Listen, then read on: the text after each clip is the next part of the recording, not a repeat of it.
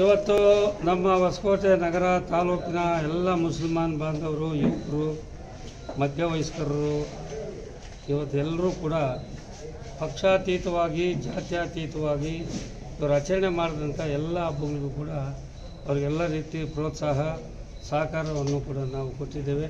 ಹಾಗೆ ನಮ್ಮ ಇಲಾಖೆ, ಪೊಲೀಸ್ ಇಲಾಖೆ, ಜಿಲ್ಲಾಡಳಿತ, ತಾಲೂಕು ಆಡಳಿತ ಎಲ್ಲ ಅಧಿಕಾರಿಗಳು ಕೂಡ ಇವರು ಮಾಡಿದಂಥ ಬಕ್ರೀದ್ ಹಬ್ಬ ಇರ್ಬೋದು, ಈದ್ ಮಿಲಾದ್ ಇರ್ಬೋದು, ರಂಜಾನ್ ಇರ್ಬೋದು, ಎಲ್ಲ ಹಬ್ಬಗಳು ಕೂಡ ಪ್ರತಿ ವರ್ಷ ಯಾವ ರೀತಿ ಅವರು ಆಚರಣೆ ಮಾಡ್ತಾಯಿದ್ರು ಅದೇ ರೀತಿಯಾಗಿ ಈ ವರ್ಷ ಕೂಡ ಆಚರಣೆ ಮಾಡೋಂಥ ಒಂದು ಎಲ್ಲ ರೀತಿಯ ಅವರಿಗೆ ಸಹಕಾರ ಪ್ರೋತ್ಸಾಹವನ್ನು ನಾವು ಕೊಟ್ಟಿದ್ದೇವೆ.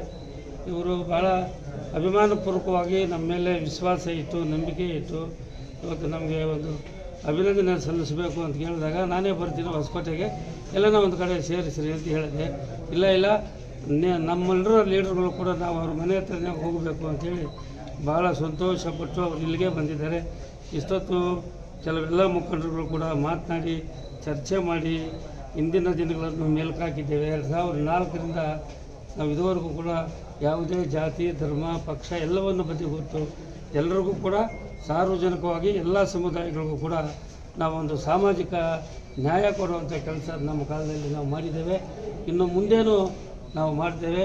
ಯಾವತ್ತೂ ಕೂಡ ನಾವು ಭೇದ ಭಾವ, ಮೇಲು ಕೀಳು ಭೇದ ಭಾವ ಅನ್ನೋದು ಬಿಟ್ಟು ನಾವು ಎಲ್ರಿಗೂ ಕೂಡ ಸಮಾನತೆಯಾದಂಥ ಒಂದು ಸಾಮಾಜಿಕ ನ್ಯಾಯ ಕೊಡುವಂಥ ಕೆಲಸ ನಮ್ಮ ಕಾಲದಲ್ಲಿ ಮಾಡಿದ್ದೇವೆ, ಮುಂದೇನು ನಾವು ಮಾಡ್ತೇವೆ. ನಮ್ಮ ಎಲ್ಲ ಅಲ್ಪಸಂಖ್ಯಾತ ಬಂಧುಗಳು ನಮ್ಮ ಮೇಲೆ ನಂಬಿಕೆ ಇಡಿ. ನಾನು ಯಾವಾಗ ಕೂಡ ಆ ನಂಬಿಕೆಗೆ ದ್ರೋಹ ಮಾಡೋನಲ್ಲ. ಆ ನಂಬಿಕೆಗೆ ದ್ರೋಹ ಮಾಡಿ ರಾಜಕಾರಣದಲ್ಲಿ ನಾನು ಅಧಿಕಾರವನ್ನು ದುರುಪಯೋಗ ಮಾಡಿಕೊಳ್ಳುವಂಥನಲ್ಲ.